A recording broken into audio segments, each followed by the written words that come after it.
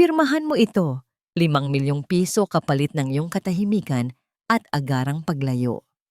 Ang boses ng abogado ay malamig, walang emosyon, parang isang hatol ng kamatayan na binabasa sa harap ng isang bilanggo.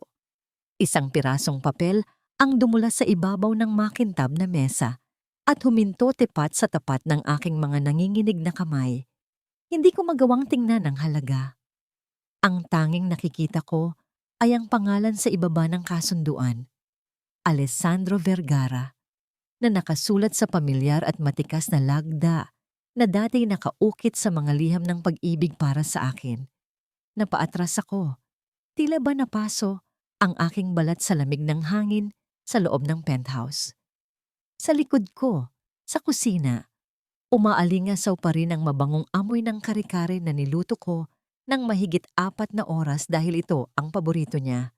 Sa aking bulsa, mahigpit kong hawak ang isang maliit na plastic na stick, ang pregnancy test na may 2 pulang guhit.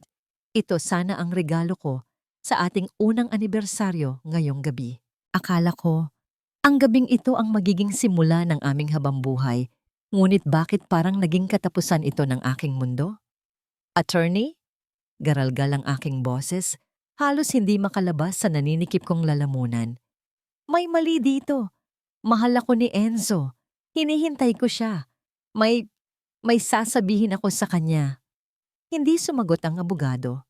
Sa halip, isang pamilyar na tunog ng takong ng sapatos ang bumasag sa katahimikan mula sa pasilyo. Ang bawat hakbang ay mabigat, may awtoridad, at nagbabadya ng parating na bagyo. Si Doña Marcela Vergara. Nakatayo siya sa pintuan. Suot ang isang itim na silk dress na kasing dilim ng kanyang budhi. Walang sigaw, walang galit sa kanyang mukha. Mayroon lamang siyang nangiti. Isang nangiting puno ng awa, ngunit ang kanyang mga mata ay matatalim na parang bubog. Hija! Malambing niyang tawag, ngunit ang tono ay puno ng lason. Huwag ka nang magpanggap. Alam na namin ang lahat. Akala mo ba talaga ay hindi malalaman ng anak ko ang iyong baho? Bago pa ako makasagot, inihagis niya sa akin ang isang tumpok ng mga litrato. Nagkalat ang mga ito sa sahig. Nanlaki ang aking mga mata. Ako iyon. O isang babaeng kamukha ko na may kahalikang ibang lalaki sa isang madilim na bar. May mga bank transfer records din na nagpapakitang nagbenta ako ng impormasyon sa kalabang kumpanya. Hindi ako ito. Sigaw ako. Lumuhod para pulutin ang mga peke at retoke na litrato. Nanginginig ang buong katawan ko sa tindi ng pagkabigla.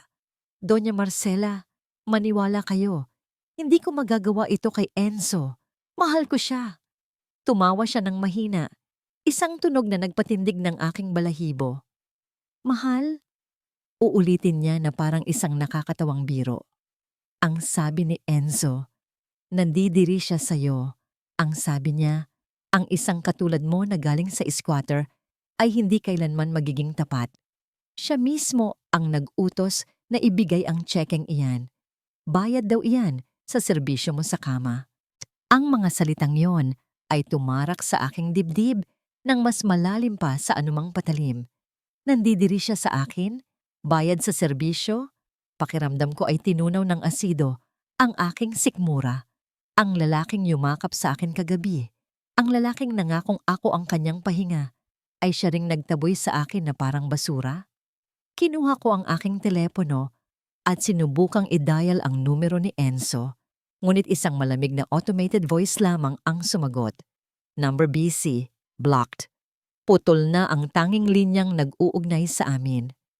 Ilabas ang basurang ito, utos ni Doña Marcela sa mga security guard na biglang pumasok. At siguraduhin ninyong wala siyang madadalang kahit ano mula sa pamamahay ng mga Vergara. Sandali, parang awa niyo na. Pagmamakaawa ko habang hinahawakan ako ng 2 malalaking lalaki sa magkabilang braso. Buntis ako. Dinadala ko ang apo ninyo. Saglit na tumigil ang lahat. Tumingin si Doña Marcela sa aking tiyan. Sa isang iglap, akala ko ay makikitaan ko siya ng kahit katiting na awa. Ngunit lalo lamang dumilim ang kanyang mukha. Lumapit siya sa akin at bumulong, sapat lang para marinig ko at durugin ang natitira kong pagkatao. Kung may laman man ang tiyan mo, sigurado akong hindi yan dugo ng mga Bergara. Ilabas niyo na siya. Nakakasulasok ang amoy ng sinungaling. Kinaladkad nila ako palabas ng penthouse. Hindi ko na nakuha ang aking bag. Hindi ko na nakuha anong yung aking sapatos. Tanging ang suot kong manipis na blouse at palda ang proteksyon ko sa mundo. Pagsara ng elevator, narinig ko pa ang utos ni Marcela na ipatapon ang kare-kare sa basurahan. Ang pagmamahal ko, ang pagsisikap ko ay naging pagkain na lamang ng mga langaw. Paglabas sa lobby ng kondo, sinalubong ako ng malakas na buhos ng ulan. May bagyo sa Metro Manila, ngunit mas malakas ang bagyo sa loob ng aking dibdib. Ibinato ako ng mga guard sa basang semento na parang isang sako ng basura. "Huwag ka nang babalik dito," banta ng isa sa kanila bago tumalikod. Dapa sa malamig at maruming aspalto, naramdaman ko ang hapdi ng mga gasgas sa aking tuhod at siko. Ang ulan ay humahampas sa aking balat na parang maliliit na karayom. Ang ingay ng mga sasakyan sa EDSA ay tila isang nakatatakot na orkestra ng kawalan ng pakiramdam. Napatingin ako sa aking kamay. Mahigpit ko pa ring hawak ang pregnancy test. Ito't na lang. Ito na lang ang natitirang ebidensya na minsan naging totoo kami.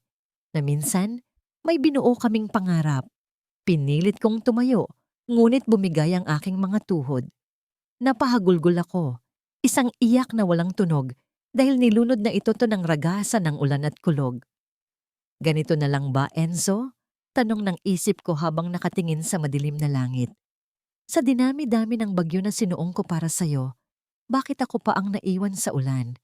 Bakit mo hinayaang patayin nila ako ng ganito? Biglang may nakakasilaw na liwanag na humawi sa dilim. Dalawang malalaking headlights ng isang humaharurot na truck ang papalapit sa akin. Masyado akong mahina para gumalaw. Masyado akong wasak para umiwas. Ipinikit ko na lamang ang aking mga mata at hinawakan ang aking tiyan, humihingi ng tawad sa mga anghel na hindi pa naisisilang. "Patawad mga anak, patawad." At pagkatapos, nilamon na ako ng kadiliman. Akala ko ay katapusan ko na yon. Inasahan ko ang sakit, ang pagdurog ng aking mga buto, at ang tuluyang paglalaho ng lahat ng alaala. Ngunit hindi kamatayan ang sumalubong sa akin, kundi ang mainit at gasgas na palad ng isang estranghero. Nagising ako hindi sa langit, kundi sa amoy ng alcohol at betadine sa isang maliit na barangay health center. Ang unang narinig ko ay hindi ang koro ng mga anghel, kundi ang pagtatalo ng dalawang boses. Swerte ang batang iyan na nakapreno agad, si Manong driver, sabi ng isang boses na matanda at paos. Pero husko, sinong demonyo ang nagtapon sa isang buntis sa gitna ng bagyo? Dahan-dahan kong iminulat ang aking mga mata. Ang una kong nakita ay ang maamong mukha ng isang matandang babae. Puno ng kulubot ang kanyang noo, at ang kanyang mga mata ay parang nakakita na ng lahat ng hirap sa mundo, ngunit marunong pa ring ngumiti. Siya si Nanay Soling. Napahawak ako agad sa aking tiyan. Ang takot ay bumalot sa akin ng yelo. Ang mga anak ko, bulong ko, halos walang boses. Hinawakan ni Nanay Soling ang aking kamay ng mahigpit. "Ayos lang sila, Hija." Matibay ang kapit nila. Mukhang mana sa nanay. Sa sandaling iyon, bumuhos ang lahat ng luhang pinigilan ko. Hindi dahil sa sakit ng katawan, kundi sa halo-halong ginhawa at pighati. Buhay sila. Buhay kami. Pero wala kaming babalikan. Nang gabing iyon, habang nakahiga sa manipis na cot bed ng health center at nakikinig sa patak ng ulan sa yero, gumawa ako ng isang sumpa. Hinaplos ko ang aking tiyan at kinausap ang mga anghel sa loob. "Huwag kayong mag-alala. Simula sa gabing ito, patay na si Isabela na naging tanga sa pag-ibig. Kalimutan niyo na may ama kayo. Ako lang ang kailangan ninyo. Ako ang magiging ama at ina ninyo. Gagawin ko ang lahat. Madurog man ang aking mga buto. Makita ko lang kayong lumaking marangal. At sa ilalim ng malamig na ulan, inilibing ko ang alaala ni Enzo Vergara sa pinakamalalim na hukay ng aking puso. 6 na taon ang lumipas. Manapigtas na naman po ang E-string. Ang malungkot na boses ni Elian ang humila sa akin, pabalik sa kasalukuyan. Nandito kami sa aming maliit na entreswelo sa gilid ng Quezon City. Masikip, mainit. At ang dingding ay gawa lamang sa manipis na plywood na dinig ang away ng mga kapitbahay. Pero ito ang aming tahanan. Ito ang aming ligtas na kuta. Tinignan ko si Elian, ang aking panganay na lalaki. Sa edad na 6, dala na niya ang bigat ng mundo sa kanyang mga balikat. Ang kanyang mga mata, ang mga matang yon, napilit kong iniiwasang titigan ng matagal dahil kamukhang-kamukha ni Enzo, ay puno ng panghihinayang habang hawak ang lumang violin na binili ko pa sa segunda mano. Hayaan mo, nak, sagot ko habang pilit na pinasasigla ang boses. Binuksan ko ang aking pitaka na gawa sa beads, kinapa ko ang loob. Barya. Puro barya na lang ang natitira. Ang perang ito ay dapat pambili namin ng bigas para sa susunod na 2 araw. Bibili tayo bukas. Sa ngayon, mag-practice ka muna gamit ang 3 strings. Ako na lang ang bibili, mama. Biglang sumulpot si Mireya, ang aking bunsong babae. Kung si Elian ay tubig na tahimik, si Mireya ay apoy. Nakapamewang siya, suot ang kanyang duster na may tahi sa gilid. Kapag nanalo ako sa text mamaya sa kanto, ibebenta ko yung mga napaanalunan ko kay Totoy Bibo. Napangiti ako at niyakap silang dalawa. Ang kambal ko, ang buhay ko, si Elian na namana ang talento at katahimikan ng kanyang ama, at si Mireya na namana ang tapang na kailangan ko nung mga panahong gusto ko nang sumuko. Wala munang magsusugal sa text, Mireya. Saway ko sabay halik sa kanyang noo na amoy araw. Halina kayo, kain na tayo. Ang hapunan namin ay 1 pirasong itlog na maalat na hinati sa 3 at maraming kanin na sinabawan ng mainit na tubig at kaunting asin. Pinanood ko silang kumain. Maingat na hinihimay ni Elian ang kanyang parte. Tinitipid ang bawat subo. Si Mireya naman ay kwento ng kwento tungkol sa kaklase niyang inaway siya dahil luma ang sapatos niya. Pero sinagot daw niya na luma man ang sapatos ko, matalino naman ako. Ikaw? Natawa ako. Pero may kirot sa aking dibdib. Ganito na lang ba kami habang buhay? 1 itlog para sa 3 tao? Mga sapatos na pinagtagpi-tagpi ng rugby. Biglang may kumatok sa aming pintuan.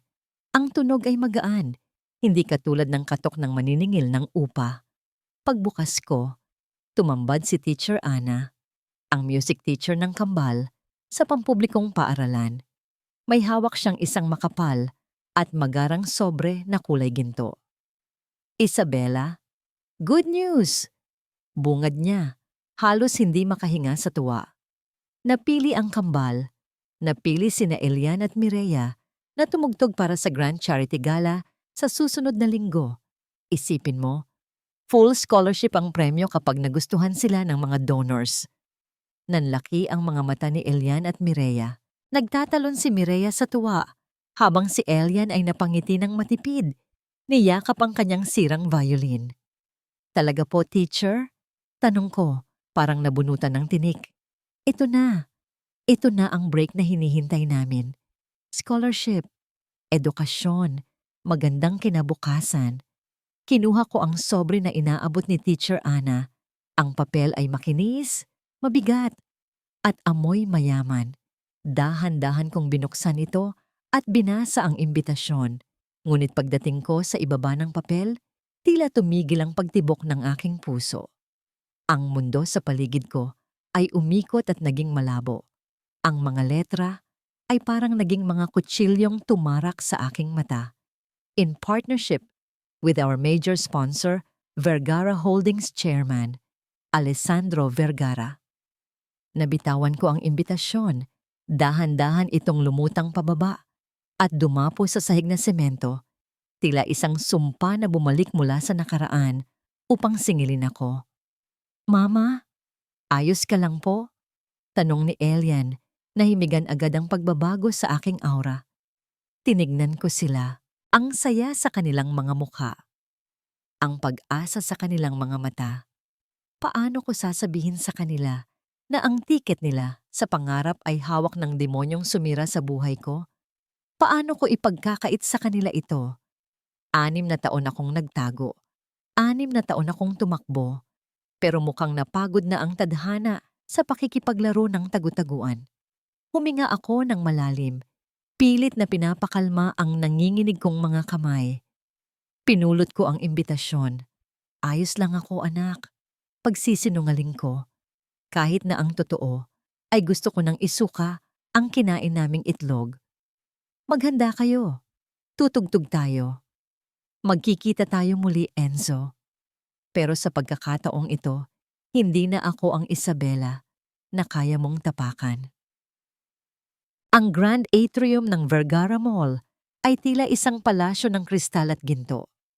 Ang naglalakihang chandelier ay nagniningning sa itaas, habang ang sahig na marmol ay kasing kintab ng salamin na tila nahihiya akong apakan ng luma kong sapatos.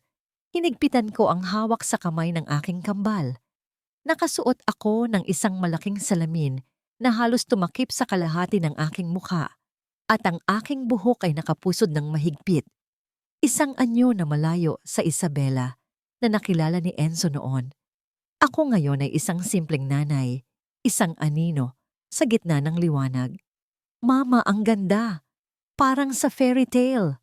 Bulalas ni Mireya na ang mga mata ay kumikislap sa tuwa habang tinitingnan ang mga dekorasyon. Suot niya ang isang puting bestida na tinahi ko mula sa lumang kurtina, nilagyan ng ribon para magmukhang bago. Si Elian naman ay tahimik. Inaayos ang kanyang bowtie na medyo masikip. Ramdam ko ang pawis sa kanyang maliit na palad. Makinig kayo sa akin. Bulong ko habang lumuluhod upang pantayan ang kanilang mga mukha. Pagkatapos ninyong tumugtog, aalis tayo agad. Huwag na huwag kayong kakausap sa mga estranghero, lalo na sa mga lalaking naka-Amerikana. Naiintindihan nyo? Tumango silang dalawa, bagamat may pagtataka sa kanilang mga mata. Hindi nila alam na dinala ko sila sa Lungga ng Leon, sa di kalayuan, sa VIP section na napapalibutan ng velvet ropes. Nakaupo siya, si Alessandro Enzo Vergara. 6 na taon na ang lumipas, ngunit bakit parang hindi siya tumanda? Mas naging matikas siya, mas naging imposing, ngunit may nagbago. Ang kanyang mga mata, na dati puno ng init at tawa, ngayon ay malamig at walang buhay. Nakaupo siya doon tulad ng isang hari sa kanyang trono, ngunit mukha siyang bilanggo. Nakikipagkamay siya sa mga business partners, tumatango, ngunit ang kanyang isip ay halatang lumilipad sa ibang lugar. Bumilis ang tibok ng puso ko. Gusto kong tumakbo. Gusto kong hilahin ang mga anak ko at maglaho. Ngunit tinawag na ng host ang pangalan nila. At ngayon, para sa ating huling performers, salubungin natin ng masigabong palakpakan, ang Monteclaro Twins! Bumuntong hininga ako at binitawan ng kanilang mga kamay. Galingan nyo! Para sa scholarship! Umakyat sina Elian at Mireya sa entablado. Ang liit-liit nilang tingnan, sa gitna ng malawak na platform. Itinaas ni Elian ang kanyang violin at inihanda ni Mireya ang kanyang bow. Natahimik ang buong mall. Ang unang nota ay lumabas. Malinis, matalim, at puno ng damdamin. Hindi sila tumugtog ng pambatang kanta. Ang pinili nilang piyesa ay Ikaw at Ako, isang lumang kundiman na inareglo sa violin. Ito ang kantang palagi kong hinihele kay Enzo noong mga panahong pagod na pagod siya sa trabaho. Ito ang kantang ipinangako naming sasayawin sa aming kasal. Nanigas ako sa kinatatayuan ko sa gilid ng stage. Bakit ito ang tinutugtog nila? Hindi ko ito itinuro sa kanila. Sa VIP section, nakita ko ang pagbabago kay Enzo. Hawak niya ang isang baso ng tubig at akmang iinom sana. ngunit napatigil siya sa ere. Ang tunog ng violin ay tila isang multo na bumulong sa kanyang tenga. Dahan-dahan, parang sa slow motion, lumingon siya sa entablado. Nakita ko ang sandali ng kanyang pagkabigla. Ang kanyang mga mata ay dumapo kay Elian. Nakapikit ang aking anak habang tumutugtog. Ang kanyang kilay ay nakakunot sa tindi ng konsentrasyon. Isang ekspresyon na kopyang-kopya sa ama niya. Pagkatapos, lumipat ang tingin ni Enzo kay Mireya na tumutugtog ng may diin at puwersa. Ang baba ay nakataas ng may pagmamalaki. Binitawan ni Enzo ang baso. Walang tunog ng pagkabasag dahil sa kapal ng carpet, ngunit nakita ko ang tubig na tumapon sa kanyang mamahaling pantalon. Hindi niya ito ininda. Tumayo siya, hindi makapaniwala. Nanginginig ang kanyang mga labi. Alam niya. Nararamdaman ko na alam niya. Hindi maikakailan ng dugo ang sarili nitong kadugo. Natapos ang kanta. Ang buong atrium ay sumabog sa palakpakan.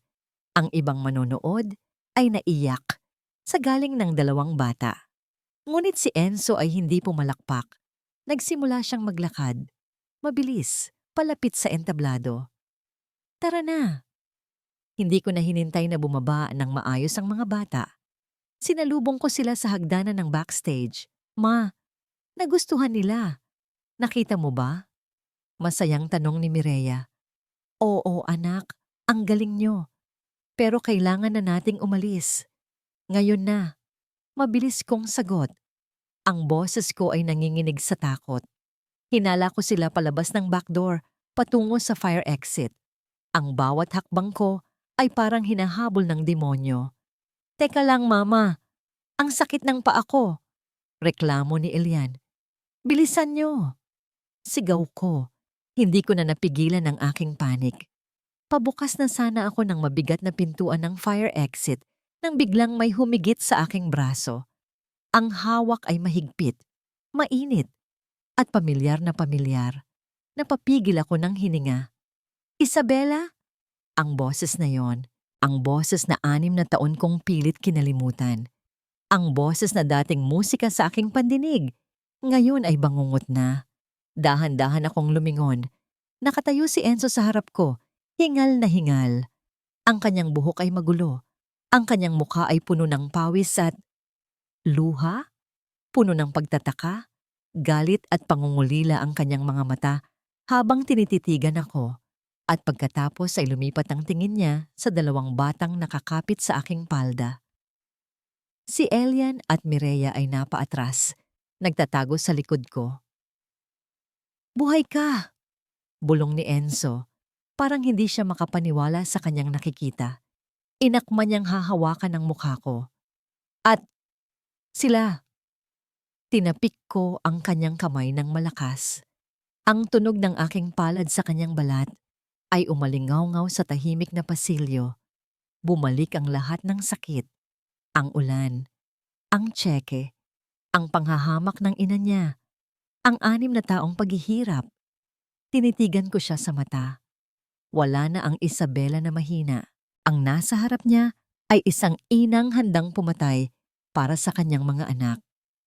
Bitawan mo ako, Ginoo, sabi ko sa boses na kasing lamig ng yelo. Nagkakamali ka ng tinatawag. Patay na ang asawa mo. Ngunit hindi siya bumitaw. Sa halip, lalo niyang hinigpitan ng hawak. Ang kanyang mga mata ay nag-aapoy sa halo-halong emosyon. Hindi, mariin niyang sagot. Hindi ko hahayaang mawala ka ulit. At hindi ko hahayaang itago mo sa akin ang mga anak ko. Sa sandaling iyon, alam kong nagsimula na ang gera. At sa gerang ito, wala akong balak magpatalo. Ang hawak ni Enzo sa aking braso ay mahigpit, tila isang posas na gawa sa bakal at init ng katawan. Ang kanyang mga daliri ay nakadiin sa aking balat, naghahanap ng pulso, naghahanap ng katotohanan. Sa loob ng masikip na pasilyo ng fire exit, ang hangin ay naging mabigat at mahirap langhapin. Dinig na dinig ko ang mabilis na paghinga ni Enzo at ang takot na pagtibok ng puso ng aking mga anak na nakakapit sa aking likuran. Isabela, ulit niya. Ang boses ay basag at puno ng pagmamakaawa. Sagutin mo ako. Sila ba? Sila ba ang... Hindi niya matapos ang tanong. Ang kanyang mga mata ay pabalik-balik sa mukha ni na Elian at Mireya. Tinitingnan niya ang hugis ng kanilang ilong, ang kurba ng kanilang mga labi, at higit sa lahat, ang kanilang mga mata. Ang mga matang minana nila mismo sa kakanya. Kailangan kong maging matatag, kailangan kong maging yelo. Kung makikita niya ang kahit isang bitak sa aking depensa, guguho ang lahat ng itinayo ko sa loob ng 6 na taon. Pumiglas ako ng buong lakas. Sa gulat niya, nabitawan niya ako. Huwag kang asumero, Mr. Vergara. Sabi ko ng may diin. Ang boses ko ay kalmado, ngunit matalas. Inayos ko ang aking salamin at hinarangan ang aking mga anak gamit ang sarili kong katawan. Hindi sa'yo umiikot ang mundo. Hindi lahat ng batang nakikita mo ay may kinalaman sa'yo. Huwag kang magsinungaling. Sigaw niya, at ang boses niya ay umalingaw-ngaw sa hagdanan. Napatalon si Mireya sa takot. Agad na lumambot ang mukha ni Enzo nang makita ang takot sa mukha ng bata. Huwag mo akong gaguhin, Isa. Lukso ng dugo ito. Nararamdaman ko. Kamukhang kamukha ko sila nung bata ako. Nagkakamali ka. Mabilis kong sagot. Ang kasinungalingan ay lumabas sa aking bibig nang walang pag-aalinlangan. Parang isang script na paulit-ulit kong inensayo sa harap ng salamin. Anak sila ng asawa ko, si Ramon. Namatay siya bago pa sila ipinanganak. Kaya kung pwede ba, huwag mong guluhin ang tahimik naming buhay. Natigilan si Enzo. Ang pangalan ng ibang lalaki sa aking bibig ay parang sampal sa kanyang pagkatao. Nakita ko ang sakit na dumaan sa kanyang mukha. Ang parehong sakit na naramdaman ko nung itinapon niya ako 6 na taon na ang nakalilipas. Asawa? Bulong niya, tila nawawala sa sarili. Nag-asawa ka? Oo, matapang kong sagot. Kahit na ang totoo ay wala namang Ramon. Ang tanging asawa ko ay ang aking pagtitiis. Isang lalaking marangal.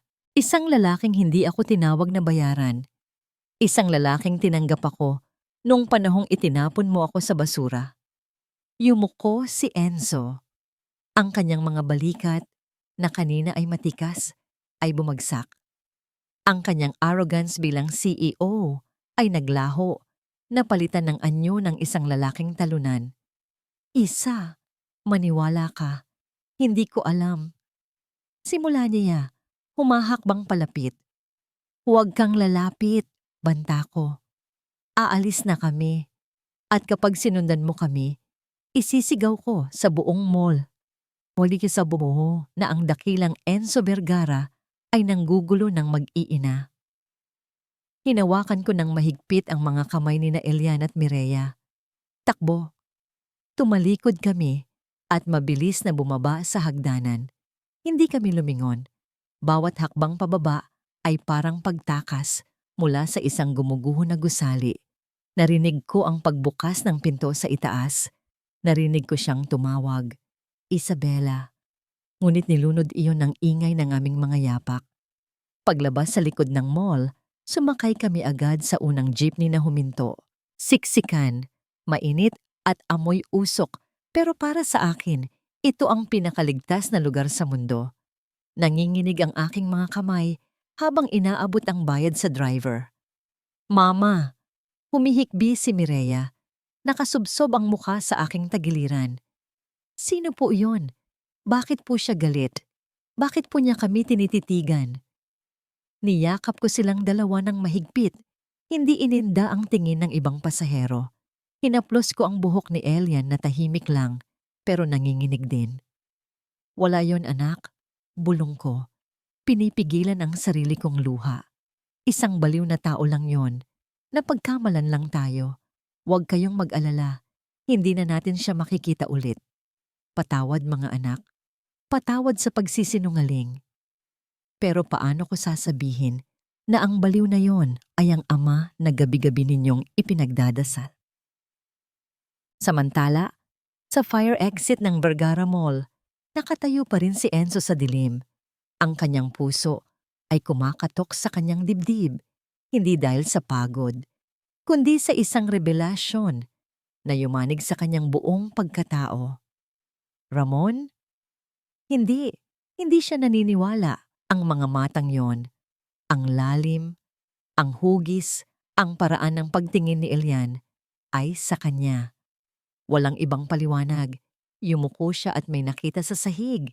Isang bagay na nahulog mula sa violin case ng bata noong nagmamadali silang tumakas. Isang piraso ng rosin, pangkaskas sa violin bow, na nakabalot sa lumang tela. Pinulot ito ni Enzo. Sa tela, may nakakapit na ilang hibla ng buhok. Maikli, itim. Buhok ng batang lalaki. Napangiti siya ng mapait. Ang kanyang mga daliri ay humigpit sa tela. Kinuha niya ang kanyang telepono at tinawagan ang numero ng kanyang private investigator. "Chief," sagot ng boses sa kabilang linya. "Hanapin mo si Isabela Monteclaro." Utos ni Enzo. Ang kanyang boses ay bumalik sa pagiging malamig at desidido. "Sundan mo kung saan siya nakatira. At may ipapadala ako sa iyong sample para sa DNA test. Gusto ko ng resulta sa loob ng 24 na oras." "Masusunod, sir." Ibinaba ni Enzo ang telepono. Tumingin siya sa direksyon kung saan tumakbo ang mag-iina. "Kung nagsisinungaling ka, Isabela," bulong niya sa hangin, "humanda ka. Dahil babawiin ko ang lahat ng ninakaw mo sa akin." Sa loob ng mansyon ng mga Vergara, ang katahimikan ay binasag ng tunog ng isang text message. Si Doña Marcela ay nakaupo sa kanyang lanay, humihit-hit ng sigarilyo, habang minamasdan ang malawak na hardin. Ang usok ay dahan-dahang umaakyat sa hangin, parang lason na kumakalat. Kinuha niya ang kanyang telepono. Ang mensahe ay galing sa kanyang mole, tauhan, sa loob ng security team ng mall. "Ma'am, nagkita sila." At may kasamang 2 bata ang babae. Mukhang nagka-iskandalo sa fire exit. Huminto ang paghinga ni Marcela. Ang kanyang mga daliri ay humigpit sa telepono hanggang sa mamuti ang kanyang mga knuckles. Buhay pa pala ang daga, bulong niya, at isang nangiting demonyo ang gumuhit sa kanyang mga labi. At nanganak pa ng mga peste. Tumayo siya at naglakad pabalik sa loob ng bahay. Ang kanyang anino ay humahaba sa sahig. "Mukhang kailangan ko nang linisin ulit ang kalat ni Enzo," sabi niya sa sarili.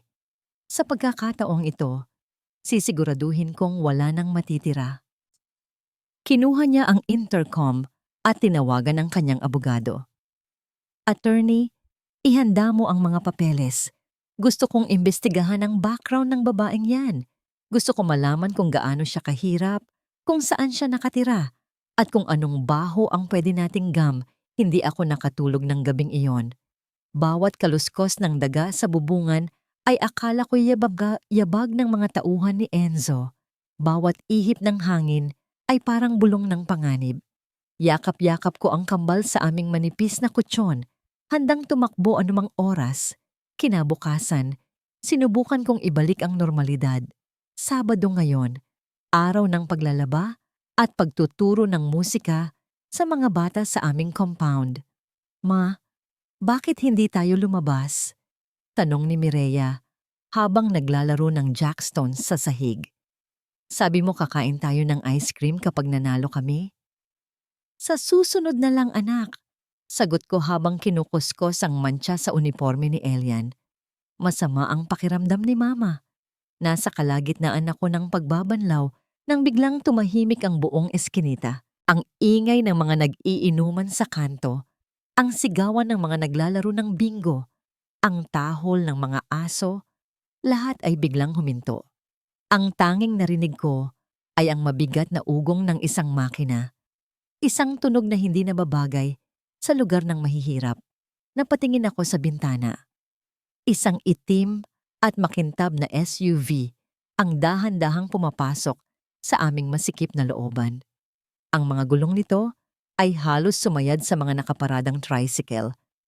Para itong isang dambuhalang hayop na pumasok sa kulungan ng mga manok.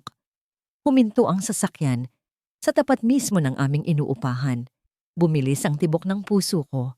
Nahanap niya kami. Paano? Paano niya nalaman? Bumukas ang pinto ng driver's seat. Bumaba si Enzo.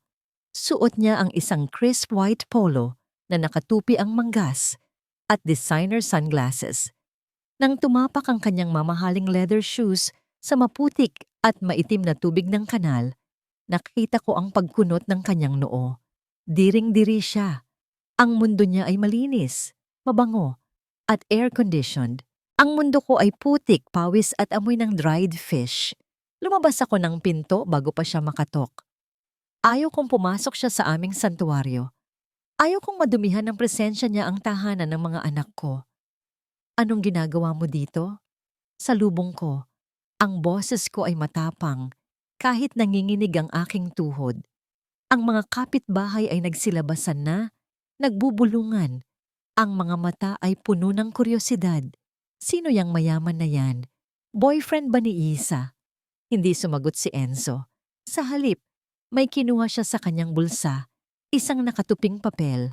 Iwinagayway niya ito sa hangin bago marahas na iniabot sa akin. Basahin mo, utos niya. Ang boses niya ay nanginginig sa galit na pilit tinitimpi. Kinuha ko ang papel. Paternity test result. Sa ibaba, nakasulat ang pangalan ni Elian Monteclaro at Alessandro Vergara. At sa gitna, ang numerong dudurog sa lahat ng aking kasinungalingan. 70, 70% na porsyento probability of paternity. Nanlamig ako. Nabitawan ko ang papel at lumipad ito sa hangin bago bumagsak sa putikan. 70% Isabela, mariing sabi ni Enzo, humahakbang palapit. Ang amoy ng kanyang mamahaling pabango ay humalo sa amoy ng imburnal. 6 na taon. 6 na taon mo silang itinago sa akin. 6 na taon mong ipinamukha sa akin na baliw ako sa paniniwalang may anak ako. Bakit? Wala kang karapatan. Sigaw ko, hindi na pinigilan ng emosyon. Pagkatapos ng ginawa niyo ng nanay mo, pagkatapos niyo akong itapon na parang basura, ngayon, dahil lang may papel ka, akto ka na parang ama. Ama ako. Sigaw niya pabalik na nagpatigil sa mga usisero. Dugo ko sila. Karapatan nilang makilala ako. Karapatan nilang maranasan ang buhay na dapat sa kanila. Hindi ang ganito. Iwinasiwas niya ang kanyang kamay. Itinuturo ang aming barong-barong. Ang mga sampayan ng damit na nakaharang sa daan. Ang maruming kanal. Tingnan mo kung saan mo sila pinalaki. Sa squatter? Sa lugar na hindi ligtas? Kaya ko silang bigyan ng mansyon, ng magandang eskwelahan, ng lahat. Anhin nila ang mansyon kung ang laman naman ay mga demonyo. Ganti ko, ang luha ay nagsisimula ng tumulo. Dito, mahirap kami, pero may pagmamahal. Dito, hindi sila tinatawag na bastardo. Dito, hindi sila sinusukat base sa pera. Akmang hahawakan ako ni Enzo sa braso, marahil para kaladkarin ako, o pilitin, nang biglang bumukas ang pinto ng aming bahay. Huwag mong aawayin ang mama ko. Isang maliit na boses ang bumasag sa tensyon. Si Elian. Nakatayo siya sa pintuan, hawak ang bow ng kanyang violin na parang isang espada. Ang kanyang maliit na katawan ay nanginginig, pero ang kanyang mga mata, ang mga matang kapareho ni Enzo, ay puno ng tapang. Hinarangan niya ako. Si Mireya ay nasa likod niya, umiiyak. Natigilan si Enzo. Nakita ko ang paglambot ng kanyang ekspresyon. Ang galit sa kanyang muka ay napalitan ng pagkagulat at sakit. Nakikita niya ang kanyang sarili sa batang handang lumaban sa kanya. Elian, bulong ni Enzo at akmang luluhod upang pantayan ang bata. Umalis ka na po. Matatag na sabi ni Elian kahit na tumutulo na rin ang luha niya. Ayaw ka namin dito. Pinaiiyak mo si Mama. Ang bawat salita ng bata ay parang punyal sa dibdib ni Enzo. Tumayo siya, huminga ng malalim, at tinitigan ako ng may halong pagbabanta at pagsusumamo. Hindi pa tayo tapos, Isabela, sabi niya sa mababang boses. Babalik ako. At sa susunod, kasama ko na ang mga abogado. Hindi ako papayag na lumaki ang mga anak ko sa ganitong lugar. Tumalikod siya at sumakay sa kanyang sasakyan. Ang tunog ng pagsara ng pinto ay parang hatol ng hukom. Umalis ang itim na SUV, nag-iiwan ng usok at mas malalim na sugat sa aming tahimik na buhay. Niyakap ko ang aking mga anak sa gitna ng kalsada, sa harap ng mga matang mapanghusga ng mga kapitbahay. Ayos lang, nak. Ayos lang. Hindi nila tayo makukuha. Bulong ko. Pero sa loob-loob ko, alam kong nagsisinungaling ako. Ang pader na itinayo ko ay nagsisimula ng gumuho. Kinagabihan, habang naghahapunan kami ng tahimik, may kumatok ng malakas sa pinto. Hindi ito katok ng kaibigan. Ito ay katok ng awtoridad. Binuksan ko ang pinto at nakita ko ang aming landlady, si Aling Uring, na may kasamang 2 barangay tanod. Hindi siya makatingin sa akin ng diretsyo. "Pasensya na, Isa," sabi niya. Inaabot ang isang sobre na may wax seal ng Vergara Law Firm. "Kailangan niyo nang umalis bukas ng umaga. Binili na ng bagong may-ari ang lupang ito. At ang utos, immediate eviction." Nalaglag ang sandok na hawak ko. Hindi pa nakontento si Enzo sa pananakot. Ngayon, tinatanggalan na niya kami ng bubungan. Pero alam ko, hindi ito gawa ni Enzo. Amoy ko ang pabango ng babaeng yon sa sulat. Si Doña Marcela. Nagsimula na siyang gumalaw. At ang target niya ay hindi ako, kundi ang karapatan kong maging ina. Tiningnan ko ang mga anak ko na napatigil sa pagsubo. Wala kaming pupuntahan, wala kaming pera, at parating na naman ang ulan. Ang umaga ay dumating hindi dala ang pag-asa, kundi ang init ng araw na tila nangungutya sa aming kalagayan. Hila-hila ko ang isang malaking bayong na naglalaman ng aming mga damit, habang bitbit naman ni Elian ang kanyang violin case na parang ito ang pinakaimportanteng kayamanan sa mundo. Si Mireya ay may kip-kip na lumang manyika, ang kanyang mga mata ay namamagapa sa kakaiyak kagabi. Pinalayas kami bago pa man magtanghali. Naglakad kami sa ilalim ng tirik na araw. Bawat apartment, bawat boarding house na kinatok ko sa aming lugar ay pare-pareho ang sagot. Ang mga landlady na dati ay nakakakwentuhan ko, ngayon ay hindi makatingin sa aking mata. "Pasensya na, Isa," bulong ni Aling Bebang habang nakaharang sa kanyang pintuan. May tumawag sa amin. Taga Vergara daw. Ipasasara daw ang paupahan ko kapag tinanggap kita. Alam mo naman, takot kami sa gulo. 1 pintuan, 2 pintuan, 10 pintuan, lahat sarado. Ang impluwensya ni Doña Marcela ay parang isang sakit na kumalat sa buong barangay. Hinarang niya ako sa lahat.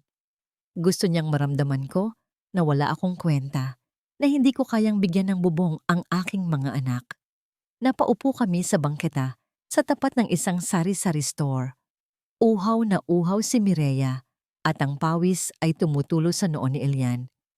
Binilhan ko sila ng ice water gamit ang natitira kong barya.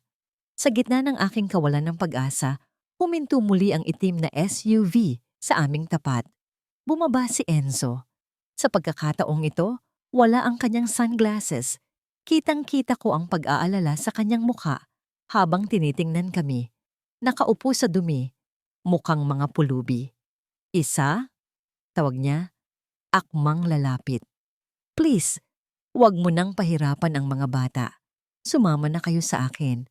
May nakabook na akong hotel suite para sa inyo. Aircon, malambot na kama, pagkain." Tumayo ako, hinarangan ang paningin niya sa mga anak ko. Ang galit sa dibdib ko ay parang kumukulong tubig. "Ang galing niyo ring mag-ina, ano?" Mapait kong sabi. "Ang nanay mo pinapalis kami. Ikaw naman taga-salo. Anong drama ito? Good cop, bad cop? Gusto niyong lumabas na ikaw ang tagapagligtas habang siya ang kontrabida?" Wala akong kinalaman sa ginawa ni Mama.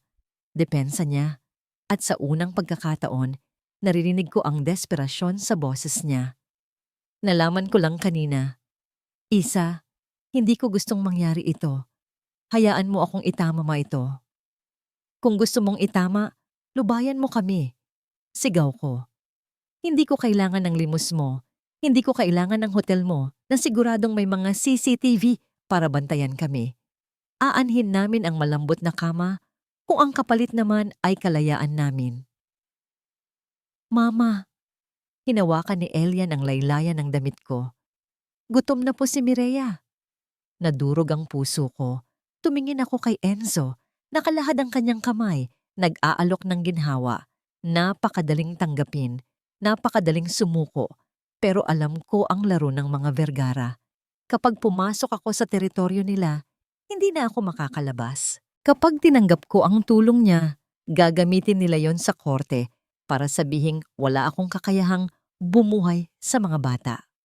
Umalis ka na, matigas kong sabi. Mas gugustuhin pa naming matulog sa kalsada kaysa tumanggap ng tulong mula sa pamilyang sumira sa buhay ko. Bumagsak ang balikat ni Enzo. Tinitigan niya ang mga bata sa huling pagkakataon bago siya tumalikod. Iniwan niya ang isang basket ng pagkain sa bangketa bago umalis. Hindi ko ito ginalaw. Nang palubog na ang araw at nagsisimula ng lumamig ang hangin, isang anghel ang dumating. Si Nanay Soling. Hinihingal siya pagdating sa amin. Diyos ko, Isabela, kanina ko pa kayo hinahanap. Halina kayo. Dinala niya kami sa likod ng kanyang maliit na karinderya. Hindi ito kwarto. Isa itong bodega ng mga sako ng bigas at mga lumang kasangkapan. Masikip, amoy luma, amoy sibuyas at bawang, at mainit dahil walang bintana. Pero may bubong. Pasensya na. Ito lang ang maibibigay ko. Mangyak-ngyak na sabi ni Nanay Soling habang naglalatag ng banig sa sahig. Takot din ang may-ari ng pwesto ko sa mga Vergara. Pero hindi ko kayo matitiis. Dito muna kayo. Basta wag lang kayong maingay. Niyakap ko siya ng mahigpit. Salamat, Nay. Sobra na po ito. Nang gabing iyon, sa liwanag ng isang kandila, pinakain ko ang mga bata. Tiningnan ko ang paligid, mga ipis na gumagapang sa dingding, alikabok sa bawat sulok. Ito ba ang buhay na nararapat sa kanila? Napansin ni Mireya ang lungkot ko. Bigla siyang ngumiti, kinuha ang violin ni Elian at iniabot sa kuya niya. Kuya, tugtugan mo si Mama, yung masaya. Umiling si Elian. Baka marinig tayo sa labas. Di pitsikato lang, sagot ni Mireya. Nagsimulang kalabitin ni Elian ang mga kwerdas ng violin gamit ang kanyang mga daliri, imbes na gamitin ang bow. Lumikha ito ng maliliit at mahihinang tunog. Tink, tink, tink, parang patak ng ulan na masaya. Nagsimulang sumayaw si Mireya sa masikip na espasyo, umiikot sa pagitan ng mga sako ng bigas. Ang anino niya ay sumasayaw sa dingding dahil sa liwanag ng kandila. Tingnan mo, Mama, para tayong nasa secret base. Tawa ni Mireya. Napangiti ako habang tumutulo ang luha. Sa gitna ng impyerno, nagawa nilang lumikha ng langit. Ito ang yaman na hindi kayang bilhin ni Enzo. Ang kakayahang maging masaya, kahit walang-wala. Bago matulog, iniabot sa akin ni Nanay Soling ang isang maliit na kahon na nakabalot sa lumang dyaryo. Itago mo ito, Isa. Bulong niya. Bigay ito sa akin ng asawa ko bago siya namatay. Sabi niya, gamitin ko daw pag gipit na gipit na. Sa tingin ko, mas kailangan mo ito. Hindi ko na nabuksan ang kahon dahil biglang namatay ang kandila. Niyakap ko ang mga bata at pilit na natulog. Ngunit ang kapayapaan ay panandalian lamang. Madaling araw. Nabulabog kami sa ingay ng mga sasakyan sa labas ng karinderya. Hindi ito ang tahimik na makina ng SUV ni Enzo. Ito ay maingay, mapangahas at nakakatakot. Narinig ko ang boses ni Nanay Soling na nakikipagtalo sa labas. Wala nga sabi dito, ano ba? At pagkatapos, ang kalabog ng pintuan ng bodega na sinira ng puwersa. Pumasok ang liwanag ng mga flashlights. Nasilaw kami. Nagising ang kambal at napahagulgol sa takot. Pumasok ang 3 pulis at 2 babaeng nakauniporme ng DSWD, Department of Social Welfare and Development. Isabela Monteclaro? Tanong ng babaeng may hawak na clipboard, ang muka ay walang emosyon. May natanggap kaming report ng child abuse at endangerment of minors. Ang mga bata ay nakatira sa hindi ligtas at maruming kapaligiran. Hindi totoo yan, Totoo yan. Sigaw ko, niyakap ang mga bata. Inaalagaan ko sila. Mahal ko sila. Ma'am, tingnan niyo ang lugar. Sabi ng social worker, itinuro ang mga ipis at ang sako ng bigas. Hindi ito lugar para sa mga bata. Sumama kayo sa amin ng maayos. Kukunin namin ang mga bata para sa kanilang proteksyon. Hindi. Hindi niyo sila makukuha. Nagkagulo. Hinawakan ako ng mga pulis. Pilit na hinihila ng mga social workers sina Elian at Mireya mula sa aking pagkakayakap. Mama! Mama! Sigaw ni Elian habang pilit siyang kinakaladkad palayo. Si Mireya ay sumisipa. Ang kanyang manyika ay nahulog at natapakan ng mga bota ng pulis. Enzo! Sigaw ko sa kawalan. Ang pangalan niya ang unang lumabas sa bibig ko sa oras ng panganib. Enzo, nasaan ka? Pero walang Enzo na dumating. Tanging ang malamig na rehas ng batas na binaluktot ng pera ni Doña Marcela ang sumalubong sa akin. Nang mailabas na nila ang mga bata, nakita ko ang isang pamilyar na kotse sa malayo. Nakababa ang bintana. Isang anino ng babae ang nandoon, nanunood, habang hinihit-hit ang kanyang sigarilyo. Nanalo siya. Nakuha na niya sila. Ang selda ay amoy kalawang, ihi, at lumang pawis. Walang bintana. Tanging isang maliit na bombilya na kumukurap-kurap ang nagbibigay ng liwanag sa madilim na sulok kung saan ako nakaupo. Wala na ang mga sigaw ko. Paos na ako. Ubos na ang aking luha. Ang natitira na lang ay isang nakabibinging katahimikan at ang lamig ng sementong sahig na tumatagos sa aking buto. Nakatingin ako sa aking mga kamay. Kanina lang, hawak ko ang maliliit na daliri ni Mireya. Kanina lang, nararamdaman ko ang panginginig ng balikat ni Elian. Ngayon, hangin na lang ang yakap ko. Anak, bulong ko sa kawalan. Biglang bumukas ang mabigat na pintuan ng presinto. Narinig ko ang pamilyar na boses na sumisigaw, puno ng awtoridad at galit. Nasaan siya? Sino ang nag-utos na ikulong siya? Si Enzo. Dumating siya sa harap ng rehas, hingal na hingal. Gusot ang kanyang mamahaling damit at ang kanyang mukha ay puno ng pagkataranta. Nang makita niya ako, nakaupo sa sahig, walang sapin sa paa at mukhang basahan, nakita ko ang pagguho ng kanyang mundo. Isa, tawag niya, at akmang hahawakan ng rehas. Diyos ko, ilalabas kita dito. Tatawagan ko ang mga abogado ko. Hindi ko alam na aabot sa ganito. Dahan-dahan akong tumayo. Ang bawat galaw ay masakit. Pero ang galit sa dibdib ko ang nagbigay sa akin ng lakas. Lumapit ako sa rehas hanggang sa magtagpo ang aming mga mukha. Hindi mo alam. Tanong ko. Ang boses ko ay mahina, pero matalim. Enzo, ang pangalan mo ang nasa warrant. Ang pera mo ang nagpakilos sa DSWD. Ang nanay mo ang nanonood sa sasakyan habang hinihila ang mga anak natin. Huwag mong sabihing wala kang alam. Manampalataya ka, Isa. Wala akong kinalaman dito. Giit niya. Ang mga mata ay namumula. Gusto ko silang makilala, oo. Gusto kong ibigay sa kanila ang buhay na nararapat, oo. Pero hindi sa ganitong paraan. Hindi sa kulungan. Kung gayon, ibalik mo sila sa akin. Hamon ko. Ngayon din, ibalik mo ang mga anak ko. Yumuko siya. Nasa mansyon na sila. Nasa pangangalaga ni Mama. Legal ang custody order, Isa. Kung ilalabas ko sila ng walang court order, ako ang makakasuhan ng kidnapping. Pero pangako, aayusin ko ito. Napatawa ako ng mapakla. Isang tawang walang saya. Wala kang aayusin, Enzo, dahil wala kang bayag.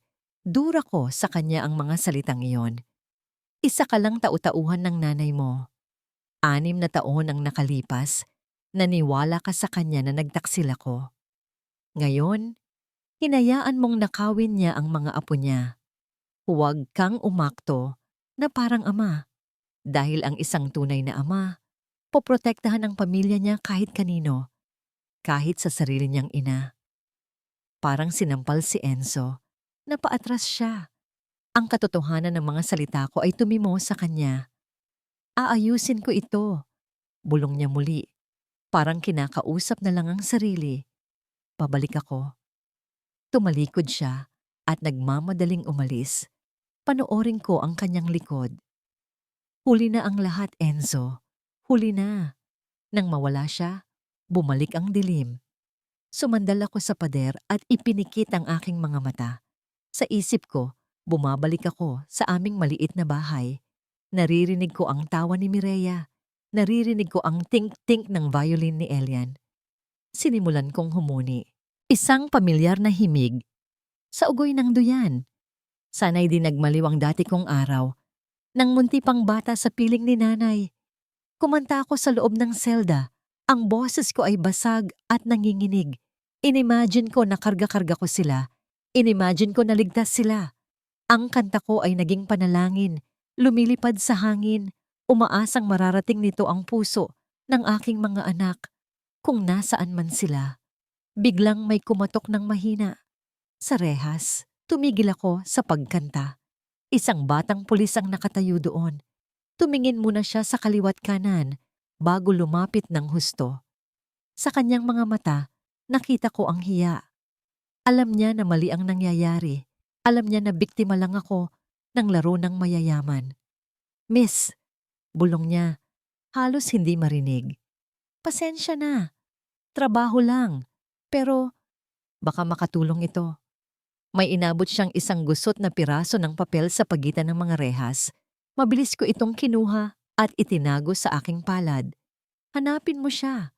Dagdag pa niya bago mabilis na bumalik sa kanyang pwesto. Binuksan ko ang papel sa ilalim ng dim light. Isang pangalan at address ang nakasulat sa mabilis na sulat kamay. Lucia Vergara, 45 Sampaguita Street, New Manila. Lucia, ang kapatid ng namayapang ama ni Enzo? Ang baliw na tita na pinalayas daw sa pamilya noon? Kumapit ang isang maliit na pag-asa sa aking dibdib. Kung kalaban siya ni Marcela, kakampi ko siya. Samantala, sa loob ng mansyon ng mga Vergara, dinala sina Elian at Mireya sa isang kwartong kasing laki ng aming buong bahay. Puno ito ng mga mamahaling laruan, mga robot, manika, at Lego na halatang bagong bili. Ang kama ay malambot at parang ulap. Ngunit nakaupo lang ang 2 bata sa sulok, sa ibabaw ng malamig na sahig na marmol. Hindi nila ginalaw ang mga laruan. Hindi nila ginalaw ang tray ng pagkain na puno ng fried chicken at spaghetti. Nakayakap si Mireya kay Elian. Si Elian, na laging matapang, ay nakatulala sa kawalan. Ang kanilang mga mata ay namamaga. Pero tuyo na ang luha. Sa kanilang murang isipan, naintindihan nila ang mensahe. Nasa impyerno kami. Bumukas ang pinto at pumasok si Doña Marcela. Tiningnan niya ang mga bata na parang mga trophy na napanalunan sa isang paligsahan. Kumain na kayo, utos niya sa malamig na boses. Huwag kayong mag-inarte. Maswerte kayo at nasa palasyo na kayo, wala na sa basurahan. Hindi sumagot ang kambal. Tinitigan lang nila ang matanda. Ang kanilang tingin ay hindi takot, kundi poot. Isang nakakabinging katahimikan ang bumalot sa kwarto. Isang katahimikan na mas malakas pa sa anumang sigaw. Kinabukasan, lumabas ako ng presinto. Nasisilaw ako sa liwanag ng araw. Masakit sa mata, pero mas masakit sa puso ang katotohanang uuwi ako sa bahay na walang sasalubong sa akin. Walang mama, andyan ka na. Walang yakap. Si Enzo ang nagbayad ng piyansa, sabi ng pulis. Pero hindi ko siya nakita. Mabuti naman. Dahil kung nakita ko siya, baka nakapatay ako ng tao ngayon araw. hindi ako umuwi. Dumiretso ako sa address na nakasulat sa papel. Ang bahay sa New Manila ay luma na. Isang ancestral house na gawa sa bato at kahoy na papaligiran ng matatayog na puno ng balete at akasya. Tahimik dito. Walang gwardya, walang CCTV, tanging mga halaman at bulaklak ang sumalubong sa akin. Isang babaeng nasa edad 50 ang nagbukas ng gate. Nakasuot siya ng simpleng juicy blouse at ang kanyang buhok ay may mga hibla na ng pilak. Siya si Lucia Vergara. Tinitigan niya ako mula ulo hanggang paa. Walang panghuhusga, kundi pagkilala. "Hinihintay kita, Isabela," sabi niya sa boses na malalim at seryoso. "Pumasok ka. Marami tayong dapat pag-usapan." Sa loob ng kanyang hardin, habang humihigop ng mainit na tsaa, ibinuhos ko ang lahat. Ang sakit, ang galit, ang pangungulila. Nakinig lang si Lucia. Tumango siya paminsan-minsan. At nang matapos ako, inilapag niya ang kanyang tasa. Kilala ko ang hipag ko. Panimula niya. Ang tinutukoy niya ay si Marcela. Siya ang ahas na pumatay sa kaluluwa ng pamilyang ito. Alam mo ba kung bakit ako pinalayas? Dahil nalaman ko ang sikreto niya. Tumayo si Lucia at may kinuha sa loob ng isang lumang antique cabinet. Isang maliit na digital recorder at isang folder ng mga dokumento. Akala niya nasira na niya ang lahat ng ebidensya. Ngiti ni Lucia ng mapakla. Pero naitago ko ito. Ito ang recording ng usapan nila ng abogado nung araw na pinalayas ka. Malinaw dito na pineke nila ang pirma mo, Isabela. At malinaw din dito na alam nilang sayo ang mga bata. Nanlaki ang mga mata ko. Ito ang alas. Ito ang susi. "Bakit ngayon niyo lang inilabas to?" Tanong ko. Nanginginig ang boses. "Dahil wala akong kakampi noon," sagot niya. "Pero ngayon, nandito ka." Isang ina na handang sunugin ang mundo para sa kanyang mga anak. "Ibibigay ko ito sa'yo, pero sa isang kondisyon." "Kahit ano," sagot ko agad. "Huwag kang magpapadala sa galit," turo niya sa akin. "Talunin mo sila sa laro nila. Gamitin mo ang batas, gamitin mo ang media, at higit sa lahat, gamitin mo ang katotohanan.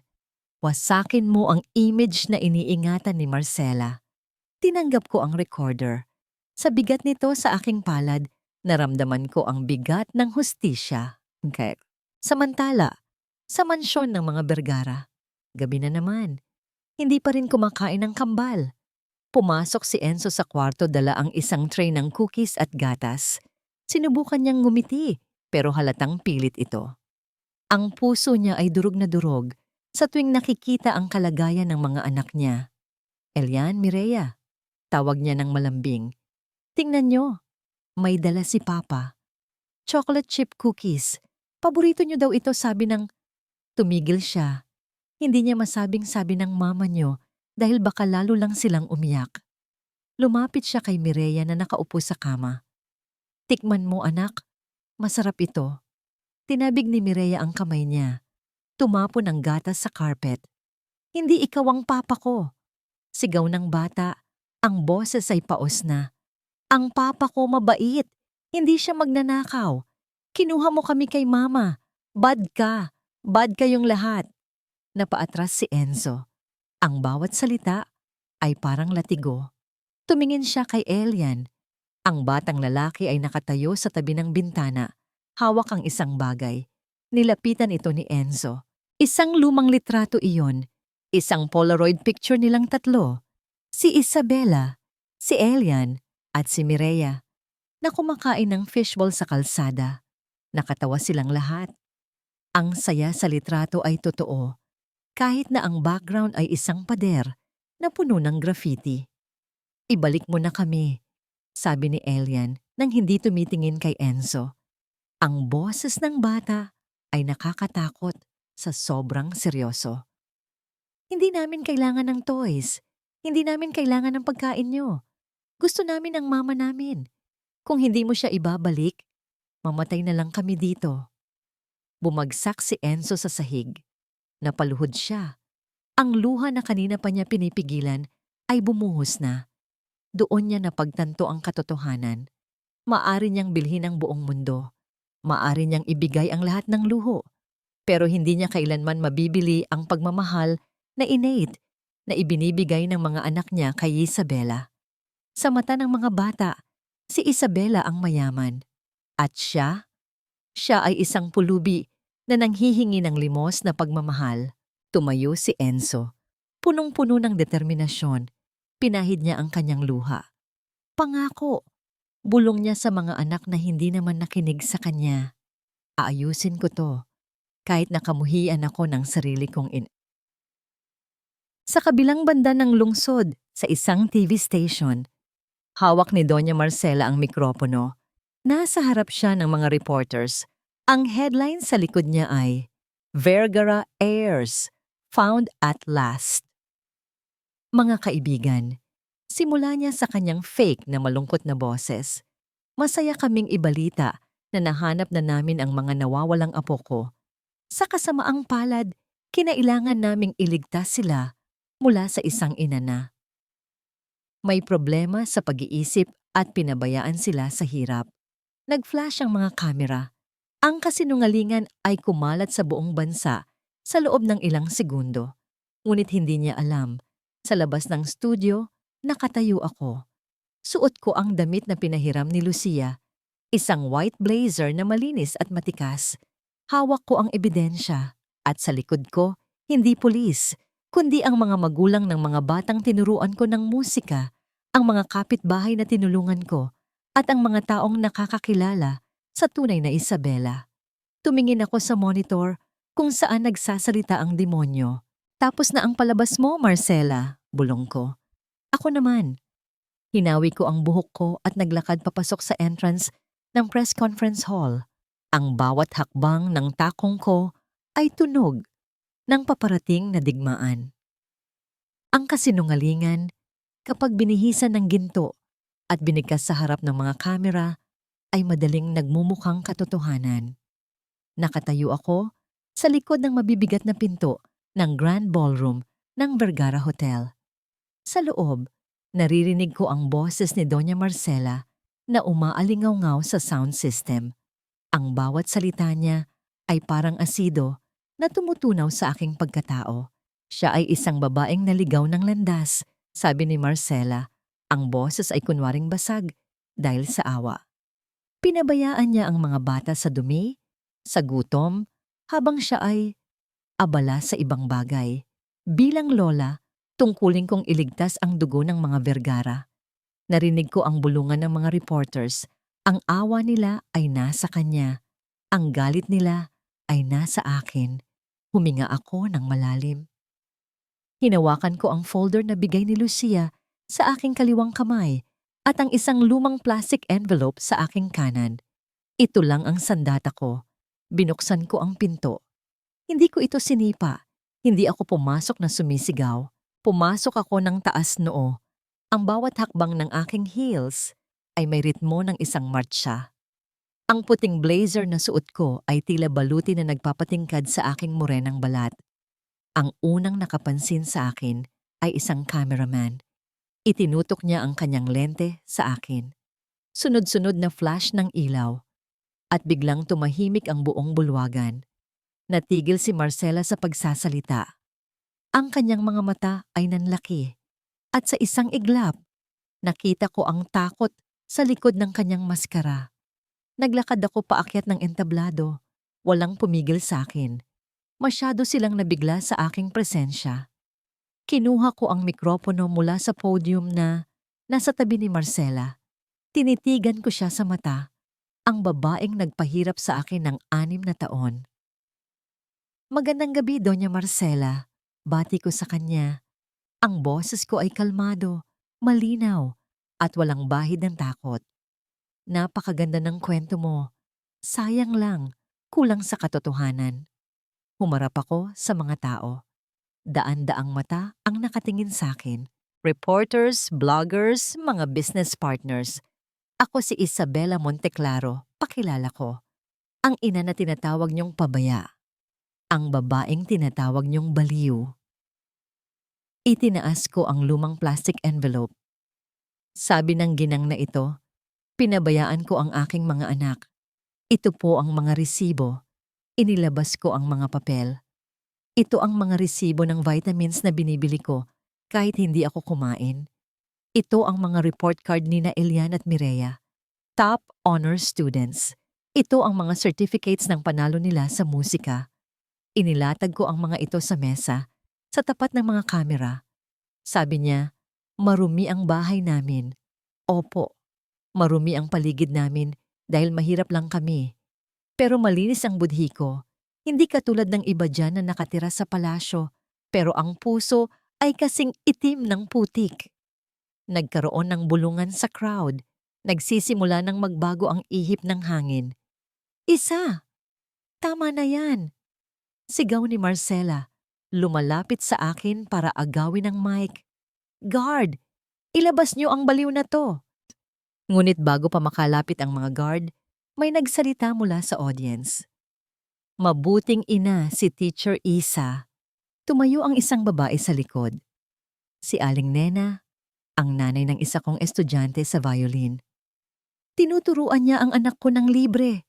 Sigaw pa ng isa. Siya ang nagpapakain sa mga bata sa compound kapag wala silang makain. Isa-isang tumayo ang mga taong isinama ko. Mga simpleng tao, mga nanay na nakatsinelas, mga tatay na tricycle driver. Sila ang aking hukbo. Sila ang saksi ng aking pagiging ina. Naririnig niyo ba sila, Doña Marcela? Tanong ko, ang boses ko ay nagsisimula ng mabasag dahil sa emosyon. Hindi nabibili ang dangal. Hindi nabibili ang pagmamahal. Pagkatapos ay nilabas ko ang huling alas, ang folder ni Lucia. At tungkol sa sinabi mong mentally unstable ako at unfit mother, tiningnan ko si Enzo na nakatayo sa gilid ng stage. Nakatingin siya sa akin na parang nakakita ng himala. Puno ng paghanga at pagsisisi ang kanyang mga mata. May hawak akong ebidensya galing sa sarili niyong pamilya. Isang recording at mga dokumento na nagpapatunay na ikaw, Marcela Vergara, ang peke sa lahat ng pirma. Ikaw ang nagtanim ng ebidensya. Akmang ipe-play ko ang recorder sa mikropono. Ito na. Ito na ang katapusan niya. Ngunit biglang napahawak si Marcela sa kanyang dibdib. Ah! Ang puso ko! Sigaw niya at bumagsak siya sa sahig. Nagkagulo ang lahat. Mama! Sigaw ni Enzo. Tumakbo siya palapit sa kanyang ina. Tiningnan ko si Marcela. Nakapikit siya. Humihingal. Namumutla. Pero nakita ko ang bahagyang pagbuka ng isa niyang mata para tignan kung naniniwala ang mga tao. Umaarte siya. Ginagamit niya ang sakit para takasan ang katotohanan. Tumawag kayo ng ambulansya! Sigaw ni Enzo. Binuhat niya ang kanyang ina. Nakatayo lang ako sa gitna ng entablado habang nagkakagulo ang mga tao sa paligid ni Marcela. Ang atensyon ng lahat ay nalipat sa kawawang matanda na inatake sa puso. Binuhat ni Enzo si Marcela palabas. Pagdaan niya sa tapat ko, huminto siya saglit. Tinitigan niya ako. Ang kanyang mga mata ay puno ng pagkalito. Mahal niya ako. Alam ko yon. Pero nanay niya ang nasa bisig niya. Enzo, nagpapanggap lang siya. Bulong ko. Sapat lang para marinig niya. Huwag kang magpapaloko. Umiling si Enzo. Tila ba sinasabing, hindi ngayon, Isa. Mamamatay siya. Tumuloy siya sa pagtakbo palabas. Iniwan niya ako. Iniwan niya ako sa gitna ng stage, sa ilalim ng nakabubulag na spotlight. Ang mga reporters ay nagsimulang magtanong. Nagsimulang kumuha ng litrato. Miss Monteclaro, totoo bang inatake niyo ang Donya? Miss Monteclaro, wala ba kayong awa sa matanda? Napangiti ako ng mapait. Nanalo ako sa debate, pero natalo ako sa drama. Dinala ni Enzo ang kontrabida palayo, at ako ang naiwan para harapin ang bagyo. Pero hindi ako natinag. Inayos ko ang aking blazer. Humarap ako sa pinakamalapit na kamera. Magpagaling ka, Doña Marcela. Sabi ko ng diretso sa lente. Alam kong mapapanood niya ito. Dahil kapag lumabas ka ng ospital, magkikita tayo sa korte at doon, walang acting na tatalab. Binitiwan ko ang mikropono. Isang matunog na thud ang umalingaw-ngaw. Naglakad ako pababa ng entablado. Sinalubong ng yakap ng mga magulang ng aking estudyante. Wala sa akin ang mga anak ko, wala sa akin si Enzo, pero nasa akin ang katotohanan. At sa ngayon, sapat na yon para ipagpatuloy ang laban. Ang amoy ng antiseptic at mamahaling bulaklak sa VIP suite ng St. Luke's Hospital ay nakakasulasok. Nakaupo ako sa gilid ng kama ni Mama. Nakakabit siya sa mga makina na humuhuni ng ritmiko. Beep, beep, beep. Isang tunog na dapat ay nakakatakot. Pero sa pandinig ko ngayon, parang tunog ng isang orasan na bumibilang ng aking pasensya. Enzo, mahinang tawag ni Doña Marcela. Nakadilat na siya. Wala na ang sakit sa kanyang mukha. Napalitan na ito ng pamilyar na tigas ng loob. Napirmahan mo na ba ang restraining order laban sa babaeng yon? Kailangan nating siguraduhin na hindi na siya makakalapit sa mga bata. Inabot niya sa akin ang isang folder. Sa loob nito ay ang utos na tuluyang tanggalan ng karapatan si Isabela bilang ina at ilipat ang full custody sa akin na sa totoo lang ay sa kanya. Tinitigan ko ang papel. Dati, ang bawat utos ni Mama ay batas para sa akin. Ginawa ko ang lahat para maging perpektong tagapagmana. Iniwan ko ang sining, iniwan ko ang musika, at ang pinakamasakit, iniwan ko si Isabela 6 na taon na ang nakalilipas dahil naniniwala ako na iyon ang makabubuti sa pamilya. Pero naalala ko ang mata ni Mireya kagabi. Ang galit, ang takot. Bad kayong lahat. Naalala ko ang tapang ni Isabela sa press conference, ang babaeng tinawag kong mahina. Mag-isa niyang kinalaban ang buong mundo para sa aming mga anak. Enzo, maring tawag ni Mama nang hindi ako sumagot. Ano bang hinihintay mo? Pumirma ka na, habang nasa atin pa ang simpatiya ng publiko. Dahan-dahan kong isinara ang folder. Ma, panimula ko, ang boses ko ay mababa, pero buo. Noong bata ako, kinuha mo ang gitara ko at sinunog mo sa harap ko dahil sagabal daw yon sa pag-aaral. Umiyak ako, pero sumunod ako. Kumunot ang noo niya. Bakit mo inuungkat ang nakaraan? Dahil nauulit na naman. Sagot ko, tumatayo. Sinusunog mo ang kaligayahan ng mga apo mo para sa sarili mong ambisyon. Nakita ko ang takot sa mga mata nila, Ma. Takot sila sa atin. Takot sila sa akin. Disiplina lang ang kailangan ng mga batang yan. Katwiran niya. Pilit na bumabangon. Lalaki silang pasasalamatan ako. Hindi. Iling ko. Lalaki silang kamumuhian tayo. At ayokong mamatay na ang tingin sa akin ng mga anak ko ay isang halimaw. Inilapag ko ang folder sa mesa. Hindi ko pinirmahan. Saan ka pupunta? Sigaw niya habang naglalakad ako palabas. Enzo, kapag lumabas ka ng pinto na, yan kalimutan mong may ina ka. Huminto ako sa may pinto. Hindi ako lumingon. Matagal na akong walang ina, Ma. Bulong ko sa hangin. Simula noong pinalayas mo ang babaeng mahal ko at ang mga anak ko, namatay na ang ina na kilala ko. Lumabas ako ng kwarto. Ang sigaw niya ay tinakpan ng pagsara ng mabigat na pinto. Hating gabi. Madilim ang eskinita kung saan nagtatago si Isabela. Nakaparada ang kotse ko sa malayo para hindi makatawag ng atensyon. Naglakad ako papasok sa bodega ni Nanay Suling. Nakita ko si Isabela na nakaupo sa labas, nagbabantay, may hawak na kapirasong kahoy bilang sandata. Nang makita niya ako, agad siyang tumayo at itinaas ang kahoy. Anong ginagawa mo dito? Aagawin mo na ba ang natitira kong dignidad? Bulyaw niya, handang makipagpatayan. Itinaas ko ang aking mga kamay bilang pagsuko. Isa, pakinggan mo ako. Pakiusap ko. Nandito ako para ibigay sila sayo. Natigilan siya. Ibinaba niya ng kaunti ang kahoy, pero hindi nawala ang duda sa kanyang mga mata. "Huwag mo akong lokohin, Vergara." Lumapit ako ng dahan-dahan at inilabas ang isang bagay mula sa aking bulsa, isang magnetic keycard at isang papel na may sketch. "Ito ang access card sa backgate ng mansyon." Paliwanag ko, inilalagay ito sa kanyang palad. Naramdaman ko ang gaspang ng kanyang mga kamay na nagtrabaho ng marangal habang ako ay nagpapakasasa sa yaman. Nasa ospital si Mama. Tulog ang mga guard sa shift B dahil binigyan ko sila ng alak kanina. Ito ang layout ng CCTV. Ang mga may pulang marka, patay na. Pinatay ko ang system bago ako umalis. Tinitigan niya ang keycard, tapos tinitigan niya ako. May luhang namuo sa gilid ng kanyang mata.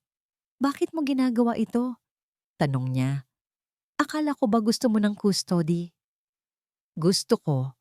Amin ko at naramdaman ko ang paninikip ng aking dibdib. Gusto ko silang makasama. Gusto kong maging ama nila. Pero na-realize ko, hindi ako magiging ama kung aagawin ko sila sa'yo. Ang tahanan nila ay hindi ang mansyon ko. Ang tahanan nila ay ikaw, Yisa. Hinawakan ko ang kamay niya. Ito ang unang beses na nahawakan ko siya nang hindi siya pumipiglas sa loob ng 6 na taon. Malamig ang kanyang kamay, pero mainit ang naging epekto nito sa akin. "Kunin mo sila ngayong gabi," bulong ko. "Dalhin mo sila sa malayong lugar. May pera sa loob ng bag ng mga bata. Gamitin mo yon. Huwag kayong magpapahuli." "Paano ka?" tanong niya. Sa unang pagkakataon, may pag-aalala sa boses niya. "Ako ang bahala kay Mama." Ngumiti ako ng mapait. "Sanay na akong maging kontrabida sa kwento mo. Hayaan mong sa huling pagkakataon, maging hero naman ako para sa mga bata." Yumuko siya at umiyak ng tahimik. Gusto ko siyang yakapin, gusto ko siyang halikan at sabihing mahal pa rin kita. Pero alam kong wala akong karapatan. "Salamat," sabi niya. "Umalis ka na," sagot ko. Bago magbago ang isip ng tadhana. 2:00 ng madaling araw. Ang mansyon ng Vergara ay tila isang dambuhalang libingan. Tahimik, madilim. Si Isabela ay parang anino na gumagalaw sa hardin. Gamit ang keycard, nakapasok siya sa service entrance. Sinunod niya ang mapa na bigay ni Enzo. Walang guards. Totoo ang sinabi niya. Umakyat siya sa hagdanan. Ang bawat hakbang ay maingat upang hindi lumikha ng tunog sa sahig na kahoy. Narating niya ang kwarto ng mga bata. Dahan-dahan niyang pinihit ang seradura. Bumukas ito. Sa loob, nakita niya sina Elian at Mireya na magkayakap na natutulog sa sahig, ayaw humiga sa malaking kama. Agad na tumulo ang luha ni Isabela. "Mga anak!" Bulong niya sabay tapik sa kanilang pisngi. Nagising si Elian. Nanlaki ang mata. "Mama?" "Shh!" Senyas ni Isabela. "Andito na si Mama. Aalis na tayo. Secret mission ulit. Walang maingay." Ginising ni Elian si Mireya. Nang makita ni Mireya ang ina, akmang iiyak ito ng malakas. Pero tinakpan agad ni Isabela ang bibig nito at niyakap ng mahigpit. "Tara na," bulong ni Isabela. Binitbit nila ang kanilang sapatos. Yapak silang lumabas ng kwarto. Yapak silang bumaba ng hagdan. Ang puso ni Isabela ay kumakatok sa kanyang lalamunan. Konting tiis na lang. Konting hakbang na lang, malaya na tayo. Narating nila ang main gate. Madilim ang paligid. Binuksan ni Isabela ang maliit na pedestrian gate. Nakita na niya ang kalsada. Nakita na niya ang kalayaan. "Bilisan niyo!" bulong niya sa mga bata. Ngunit bago pa sila makahakbang palabas, biglang namatay ang katahimikan. Click. Bumukas ang mga floodlights sa buong hardin. Mula sa dilim, naging tanghaling tapat ang liwanag. Nasilaw sila Isabela at napahawak sa mata. "Sabi ko na nga ba, daga ka talaga." Isang boses ang umalingaw-ngaw. Sa gitna ng driveway, nakaharang ang isang itim na van. At sa harap nito, Nakaupo sa isang wheelchair si Doña Marcela niya. Buhay na buhay. Walang dextrose. May hawak na baso ng wine. Napapaligiran siya ng 10 armadong guards. Akala mo ba talaga maiisahan ako ng anak ko? Tumawa si Marcela, isang tawang nakakapanindig balahibo. Kilala ko si Enzo. Alam kong lalambot ang puso niya. Kaya umuwi ako agad. Hinihintay ko lang kayong pumasok sa bitag. Itinuro niya si Isabela. Huli ka sa akto. Trespassing, kidnapping, at attempted robbery. Nayakap ni Isabela ang mga anak. Wala na silang matatakbuhan. Napapaligiran sila ng mga baril. Mama, hikbi ni Mireya. Tumingin si Isabela sa paligid. Walang Enzo. Mag-isa na naman siya. Ilagay ang babaeng yan sa basement. Utos ni Marcela. At ang mga bata, dalhin sa helicopter. Ipapadala ko sila sa States ngayong gabi mismo. Hindi! Sigaw ni Isabela habang hinihila siya ng mga guards. Ang gabing dapat ay paglaya ay naging gabi ng tuluyang pagkakahiwalay.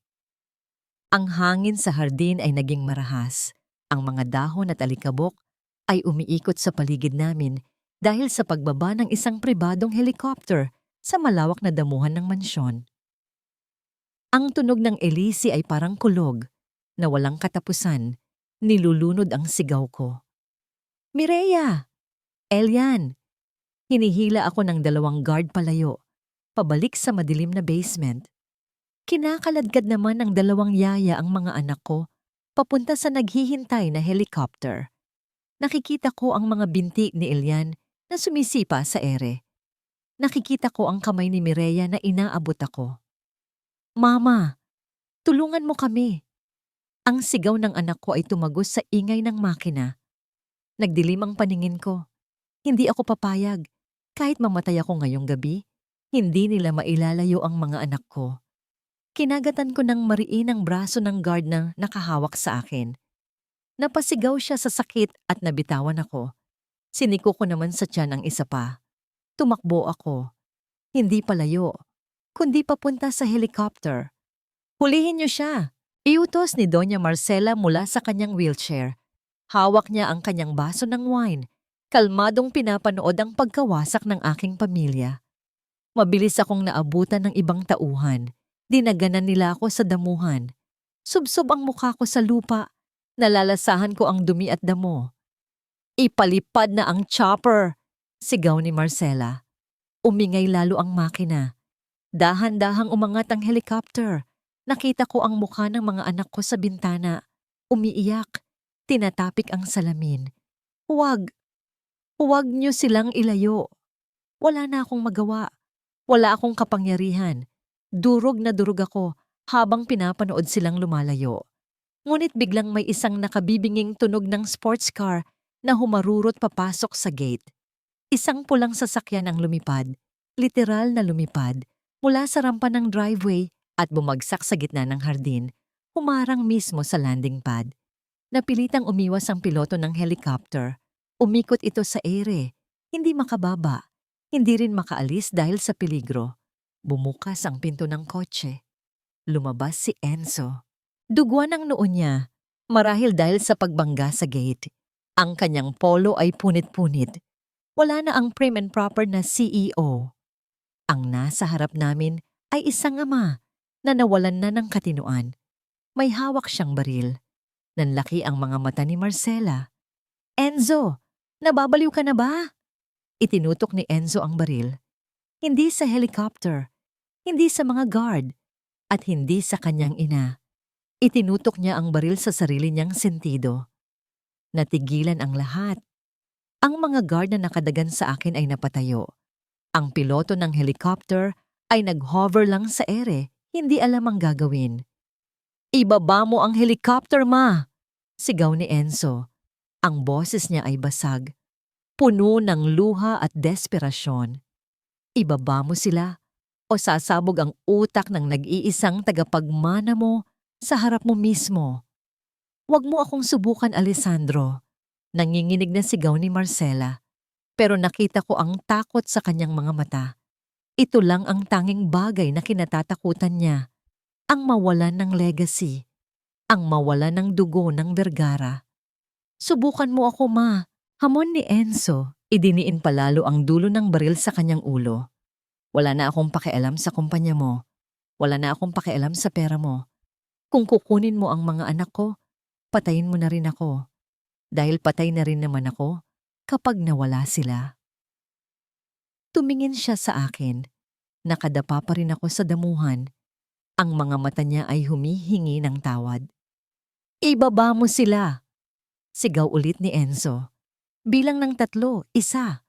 Ang kanyang daliri ay humigpit sa gatilyo. 2. Napapikit ako. Huwag, Enzo! Huwag! Ibaba niyo! Tili ni Marcela. Basag ang boses sa takot. Ibaba niyo ang mga bata. Dahan-dahang bumaba ang helicopter. Lumapag ito sa damuhan. Agad na bumukas ang pinto. Tumakbo sina Elian at Mireya palabas. Mama! Tumakbo ako at sinalubong sila. Niyakap ko sila ng mahigpit. Sobrang higpit na parang gusto ko silang ipasok ulit sa sinapupunan ko para hindi na sila naagaw. Umiiyak kami pare-pareho. Nakaluhod sa damuhan habang umiikot pa rin ang hangin mula sa elisi. Hindi pa rin ibinababa ni Enzo ang baril. Nakatutok pa rin ito sa kanyang ulo habang nakatingin kay Marcela. Paalisin mo sila! Utos ni Enzo sa ina. Hayaan mo silang lumabas ng gate. Kapag may sumunod sa kanila, itutuloy ko ito. Enzo anak, huminahon ka. Umiiyak na si Marcela. Inaabot ang kamay sa anak. Nandito na sila. Hindi na sila aalis. Ibaba mo na yan. Hindi. Iling ni Enzo. Sila lang ang aalis. Ako ang maiiwan dito para siguraduhin na hindi mo na sila guguluhin. Tumingin siya sa akin. Isa, umalis na kayo. Ngayon na. Gamitin niyo ang kotse ko. Tumingin ako sa kanya. Duguan. Wasak. Pero sa sandaling ito, siya ang pinakamatapang na lalaking nakilala ko. Enzo, tawag ko. Umalis na kayo. Sigaw niya at pumutok ang baril, hindi sa ulo niya, kundi sa langit. Isang babala. Nagulat ang lahat. Hinila ko ang mga anak ko. Isinakay ko sila sa pulang sports car ni Enzo na nakaharang sa daan. Iniwan kong nakabukas ang makina. Bago ako sumakay, lumingon ako sa huling pagkakataon. Nakatayo si Enzo sa gitna ng hardin. Parang isang pader sa pagitan namin at ng mga demonyo. Nakatutok ang baril sa mga guard para hindi kami habulin. Ang luha sa kanyang mga mata ay kumikinang sa ilaw ng floodlights. Salamat! Bulong ng isip ko. Pinaharurot ko ang sasakyan palabas ng mansyon, palayo sa impyerno, palayo sa yaman na puno ng lason. Habang binabagtas namin ang madilim na kalsada, yakap-yakap ni Mireya si Elian sa passenger seat. Mama, babalik ba si Papa? Tanong ni Elian. Ang boses ay nanginginig. Hindi ko masagot. Tumingin ako sa rearview mirror. Ang mansyon ng Vergara ay lumiliit na sa paningin. Pero ang imahe ni Enzo na handang magpakamatay para sa amin ay nakaukit na sa aking puso habang buhay. Sa hardin ng mansyon, nang makalayo na ang sasakyan, dahan-dahang ibinaba ni Enzo ang baril. Bumagsak siya sa kanyang tuhod, pagod na pagod. Lumapit si Doña Marcela, galit na galit. Sinampal niya si Enzo ng malakas. Tanga! Tanga ka! Sigaw niya iya. Pinakawalan mo sila. Alam mo ba kung anong ginawa mo? Sinira mo ang pamilyang ito. Tumingala si Enzo. Ang dugo sa noo niya ay tumutulo sa kanyang mata. Pero nakangiti siya, isangin ang ngiti ng kalayaan. Hindi, ma. Sagot niya ng mahina. Binuo ko ang pamilya ko. Kasi sa unang pagkakataon, pinili ko sila kaysa sayo. Tumayo si Enzo. Inihagis niya ang baril sa paanan ng ina. Aalis na ako. Ibibigay ko sayo ang lahat ng shares ko. Ibibigay ko sayo ang posisyon. Sayo na ang pera. Sayo na ang kapangyarihan. Tutal, yan lang naman ang kaya mong mahalin. Naglakad siya palayo, patungo sa gate. Walang guard na pumigil sa kanya. Enzo, bumalik ka dito. tili ni Marcela. Wala kang mapupuntahan. Wala kang pera. Babalik ka ring gumagapang sa akin. Nagpatuloy lang sa paglalakad si Enzo sa dilim ng gabi. Ang kanyang anino ay humahaba sa ilalim ng poste ng ilaw. Wala siyang dalang sasakyan. Wala siyang dalang wallet. Ang suot lang niya ay ang punit na damit at ang dugo sa kanyang mukha. Pero habang naglalakad siya palayo sa gintong kulungan ng kanyang ina, naramdaman niya ang hangin sa kanyang mukha. Sa unang pagkakataon sa loob ng 30 taon, nakahinga siya ng maluwag. 3 buwan na ang nakalipas mula ng gabing iyon.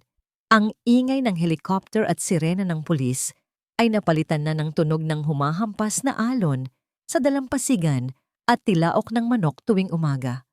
Nandito kami ngayon sa probinsya ng Bohol, sa lumang bahay kubo na ipinamana ng yumao kong lola. Malayo sa Maynila, malayo sa mga Bergara. Nakaupo ako sa hagdan ng kawayan, hinihimay ang mga bagong pitas na malunggay. Mula rito, tanaw ko siya. Si Enzo. Wala na ang Armani suit, wala na ang mamahaling relo. Ang suot niya ay isang kupas na sando at puruntong shorts. Pawisan siya sa ilalim ng tirik na araw, habang pilit na kinukumuni ang sira sa aming bakod na gawa sa kawayan. Nakakatawang isipin, ang lalaking dating pumipirma lang ng tseke na nagkakahalaga ng milyones, ngayon ay namumroblema kung paano didiretso ang pagpukpok sa pako. Aray! Daing niya sabay iling habang hinihipa ng kanyang daliri. Napangiti ako. Kumuha ako ng baso ng malamig na sagot gulaman at nilapitan siya. Ginoo, mukhang matatapos na ang taon.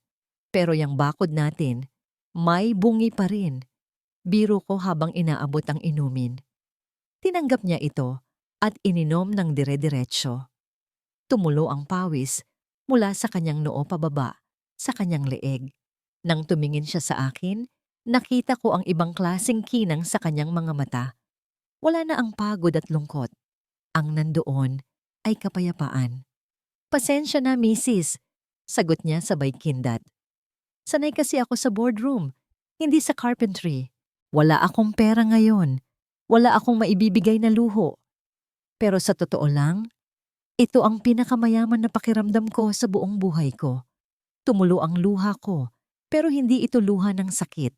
Ito ay luha ng pagpapatawad. Hindi pa buo, pero nagsisimula na.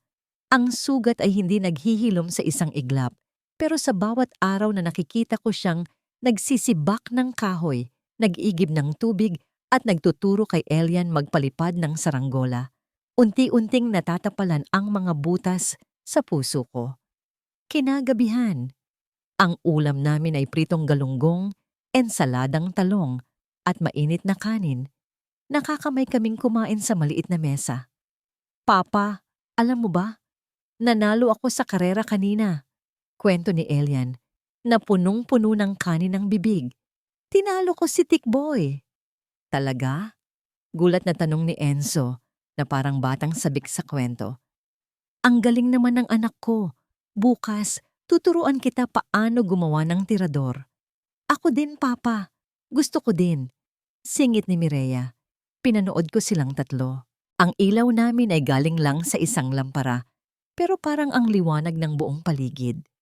Ang tawa nila, ang pinakamagandang musika na narinig ko, mas maganda pa sa anumang orkestra na tinugtugan nila noon. Pagkatapos maghugas ng pinggan, na task ni Enzo tuwing gabi, lumabas ako sa maliit na balkonahe para magpahangin. Masakit ang likod ko sa maghapong paglalaba sa ilog. Naramdaman ko ang paglapit ni Enzo sa likuran ko. Dahan-dahan, sinimulan niyang suklayin ang basa kong buhok gamit ang kanyang mga daliri. Napapikit ako sa sarap ng pakiramdam. Ang bawat haplos niya ay maingat, puno ng respeto at pagsuyo. Wala nang mali siya, wala nang pagmamadali. Pagod ka, bulong niya. Ayos lang. Sagot ko. Masaya naman. Isa, tawag niya. Huminto ang kamay niya sa paghaplos. Alam kong marami pa akong dapat bayaran sa'yo. Alam kong hindi sapat ang pagsisibak ng kahoy para burahin ang 6 na taon. Pero handa akong maghintay, kahit gaano katagal. Kahit abutin tayo ng uban, liligawan kita araw-araw. Humarap ako sa kanya. Sa ilalim ng liwanag ng buwan, nakita ko ang Enzo na minahal ko noon. Ang Enzo bago siya nilamon ng mundo ng kanyang ina. Hinawakan ko ang mukha niya. Hindi mo na kailangang bumawi sa akin, Enzo. Sagot ko ng mahina. Bumawi ka sa sarili mo. Patawarin mo ang sarili mo. Kasi ako, papunta na ako doon. Yinakap niya ako. Isang yakap na mahigpit at mainit. Ipinatong niya ang kanyang baba sa aking ulo at naramdaman ko ang pagbagal ng tibok ng kanyang puso. Payapa, biglang may tumawag mula sa bakuran. Tao po, may sulat po galing Maynila. Kumalas kami sa yakap. Bumilis ang tibok ng puso ko. Maynila? Sinundan ba nila kami? Bumaba si Enzo at kinuha ang sobre sa mensahero. Pagbalik niya sa taas, seryoso ang kanyang mukha. Ang sobre ay may tatak ng isang law firm, pero hindi ito galing sa Vergara Corp. Binuksan niya ito habang nakatingin ako. Binasa niya ang nilalaman sa ilalim ng lampara. Nakita ko ang pagbabago ng kanyang ekspresyon. Hindi takot, kundi isang malalim na lungkot at awa. Ano yon? Tanong ko. Tumingin siya sa akin at sa mata niya, nakita ko na tapos na talaga ang giyera. Si Mama, sabi niya ng mahina. Na-stroke siya, half-paralyzed, nasa home for the aged na siya ngayon.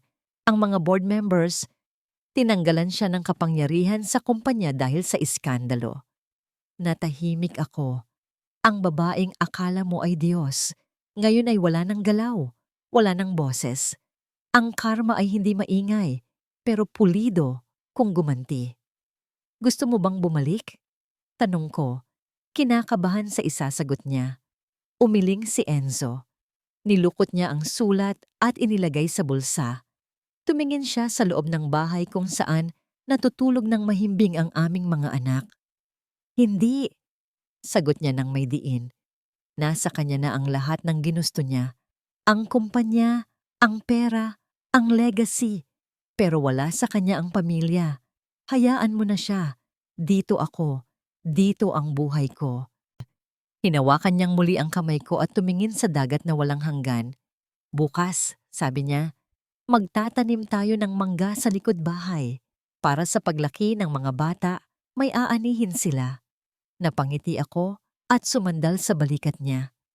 Ang sugat ay naghihilom na. At bukas, panibagong araw na naman para sa aming munting paraiso. Ang hangin sa Panglao, Bohol ay amoy asin at sampagwita. Sa isang malawak na bamboo pavilion na nakaharap sa dagat, maririnig ang magandang musika ng 20 biolin na sabay-sabay na tumutugtog. Ito ang Monteclaro School of Music. Hindi ito kasing garbo ng mga recital hall sa Maynila. Ang sahig ay gawa sa kawayan at ang bubong ay nipa. Pero ang musikang nagmumula rito ay puno ng puso at kaluluwa. Nakaupo ako sa unahan, pinapanood ang year-end recital ng aming mga estudyante.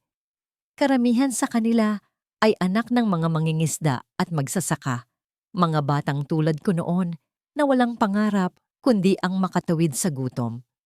Pero ngayon, hawak nila ang mga instrumento at sa kanilang mga mata, nakikita ko ang pag-asa.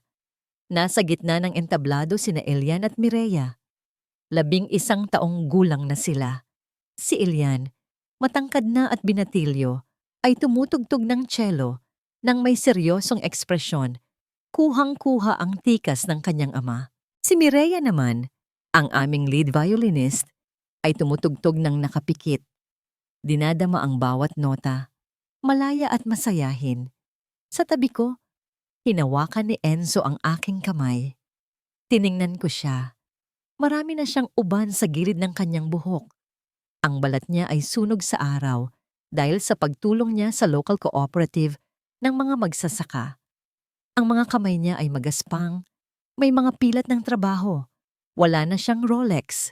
Ang suot niya ay isang simpleng woven bracelet na gawa ni Mireya. Pero sa totoo lang, mas gwapo siya ngayon kaysa noong bilyonaryo pa siya. Dahil ngayon, Ang ngiti niya ay umaabot sa kanyang mga mata. Ang galing nila, bulong ni Enzo. At nakita ko ang pagkinang ng luha ng isang proud father sa kanyang mata. Mana sa nanay, biro ko. Tumawa siya ng mahina at hinalikan ang likod ng aking palad. Oo na, mana na sa'yo ang talento. Sa akin naman ang kagwapuhan. Nagtawanan kami, isang tawang magaan. Walang bigat ng nakaraan, walang anino ng takot. Sa kabilang dako ng mundo, sa isang private nursing home sa Maynila. Ang kwarto ay malamig, puti at walang buhay. Ang tanging tunog ay ang hiss ng aircon at ang balita sa telebisyon. Nakaupo si Doña Marcela sa kanyang wheelchair sa tapat ng bintana. Ang kalahati ng kanyang katawan ay paralisado dahil sa stroke. Hindi siya makapagsalita ng tuwid. Ang mga nurse ay pumapasok lang para palitan ang kanyang diaper at painumin siya ng gamot. Walang bumibisita, walang nagpapadala ng bulaklak. Sa telebisyon, isang feature story ang ipinapalabas tungkol sa ang pamilyang nagbibigay ng musika sa Bohol. Nakita ni Marcela ang mukha ng kanyang anak na si Enzo sa screen. Nakasuot ito ng simpleng t-shirt, tumatawa habang nagbubuhat ng sako ng bigas kasama ang mga trabahador. Nakita niya si Isabela na nagtuturo sa mga bata. At nakita niya ang kanyang mga apo, sina Elian at Mireya, na masayang tumutugtog sa dalampasigan. Ang caption sa balita, Alessandro Vergara, from CEO to Barrio Teacher. Found true happiness. Nanginig ang kamay ni Marcela. Gusto niyang sumigaw. Gusto niyang basagin ang TV. Gusto niyang sabihin na akin yan, dugo ko yan. Pero walang boses na lumabas sa kanyang bibig, kundi isang garalgal na ungol. Isang butil ng luha ang tumulo sa kanyang pisngi. Hindi luha ng pagsisisi, kundi luha ng pagkatalo. Napagtanto niya sa huli na siya ang nagkulong sa sarili niya. Ang yaman na pinrotektahan niya ng patayan ang siya ring naging rehas ng kanyang kulungan. Namatay siya sa loob ng sarili niyang katawan, habang ang mga taong tinangka niyang sirain ay nabubuhay ng masagana sa pagmamahal. Bumalik sa Bohol, palubog na ang araw, tapos na ang recital. Nagtatakbuhan ang mga bata sa buhanginan. Naglalakad kami ni Enzo sa pampang, ang tubig ay humahalik sa aming mga paa. Masaya ka ba? Tanong niya bigla. Huminto at humarap sa akin. Ang kulay kahel na langit ay sumasalamin sa kanyang mga mata. Sobra! Sagot ko ng walang pag-aalinlangan. Ikaw? Hindi ka ba nanghihinayang? Sa kumpanya? Sa pera? Sa kapangyarihan? Tumingin si Enzo sa malayo, kung saan naghahabulan sina Elian at Mireya. Rinig na rinig ang halakhak nila na sumasabay sa hampas ng alon. Isa, sabi niya, at hinawakan ang mukha ko. Noon, meron akong bilyon-bilyong piso, pero wala akong matawag na tahanan. Umuuwi ako sa mamansyon na malamig. Kumakain ako ng steak na walang lasa. Itinuro niya ang aming mga anak at itinuro niya ang aming simpleng bahay kubo sa di kalayuan na may usok na lumalabas sa kusina. Nagluluto na si Nanay Soling ng hapunan.